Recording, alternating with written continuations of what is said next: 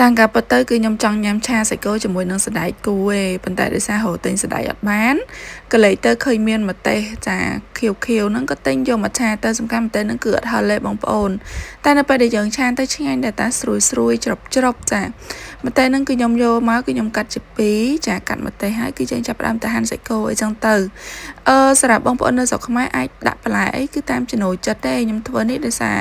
នៅខាងខ្ញុំនេះពិបាករកទិញបន្លែប្លុកចឹងណាចឹងទៅគឺខ្ញុំចេះឆ្នៃទៅ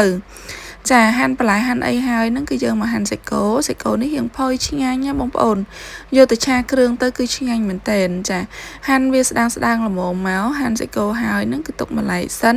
បើសិនជាបងប្អូនអត់មានគ្រឿងបុកស្រាប់តិចខ្ញុំទេបងប្អូនត្រូវបុកគ្រឿងចាឥឡូវនេះហាន់សាច់គោហើយគឺថាទៅជូតជាមួយនឹងសម្លៃជូតមុខអែលសាបន្តិចសិន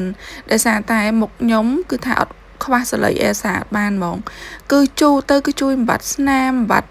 មុនកប់មុនខ្ទុះមុនអីគឺបានល្អខ្លាំងមែនតើហើយបងប្អូនជូរចឹងហើយគឺយើងលាប skin care ទៅចាគឺល្អប្រើណាខ្ញុំប្រើដាច់ចេះបងប្អូនខ្ញុំប្រើយូរដែរសម្រាប់បងប្អូនដែលគាត់តាមដានវីដេអូខ្ញុំគាត់ដឹងហើយសលៃគាត់គឺមានជាតិសេរ៉ូមច្រើនណាបងប្អូនជូតមុខហើយក៏នៅតែមានជាតិសេរ៉ូមចាប់សលៃដែរអញ្ចឹងកុំឲ្យខាតគឺខ្ញុំយកមកជូតកជូតខ្លួនជូតដៃជូតអីចឹងទៅចាជូតហើយហ្នឹងគឺទុកឲ្យវាស្ងួនតិចទៅគឺយើងskin care ធម្មតាទៅឥឡូវនេះគឺយើងចាប់ផ្ដើមមកធ្វើម្ហូបតទៀតសិនគ្រឿងបុកនេះគឺមានដេងគល់ក្រៃល្មៀតខ្ទឹមសល្កុយសើចចាគល់ក្រៃអីហ្នឹងចាបុកបញ្ចូលគ្នាទៅហើយបុកហើយគឺយើងចូលវាមកលីងឲ្យឈ្ងុយដាក់ស្ករម្សៅស៊ុបមាន់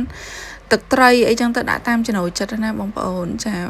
ខ្ញុំបានដាក់ទឹកប្រេងខ្យងទេដាក់គ្រឿងតែប៉ុណ្្នឹងឯងហើយបន្ទាប់មកគឺដាក់សាច់គោឆារៀងឆ្អិនតិចមក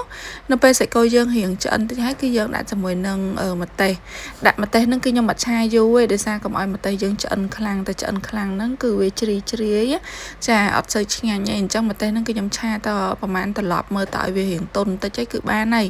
ម្ទេសយើងនៅស្រួយច្រប់ឆ្ងាញ់ណាស់បងប្អូនញ៉ាំទៅគឺចប់បាត់មែនទែនហើយបើសិនបងប្អូនញ៉ាំហឹលបងប្អូនអាចបន្ថែមម្ទេសបានតែខ្ញុំដោយសារកូនខ្ញុំគាត់ញ៉ាំដែរអញ្ចឹងគឺខ្ញុំបានដាក់ម្ទេសទេខ្លាចគាត់ហឹលញ៉ាំអត់បានចាប៉ុណ្្នឹងមកគឺឆ្អិនរួចរាល់ហើយបងប្អូនឃើញអត់តំណងទេសម្រាប់ខ្ញុំគឺខ្ញុំចូលចិត្តខ្លាំងហ្មង